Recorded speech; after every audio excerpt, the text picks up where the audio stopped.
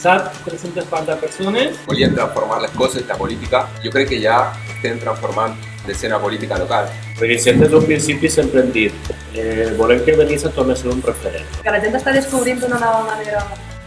Estem descobrint-la tots, jo crec, també. Però... Des que comença des de baix.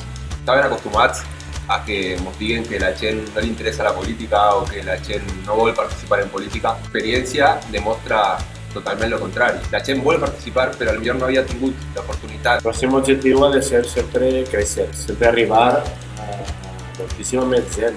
Sabem que costa, perquè a la gent no li agrada anar a votar a unes primàries, anar ahí a identificar-te, mira, estem a votar a esta gent, de trencar ja aquestes coses. Hem vist aquesta progressió, no? De que la gent començava a animar-se a participar cada volta més. El primer fòrum semblava un poquet que la gent no participava o li costava. Este projecte no és res sense la gent i este projecte és la gent.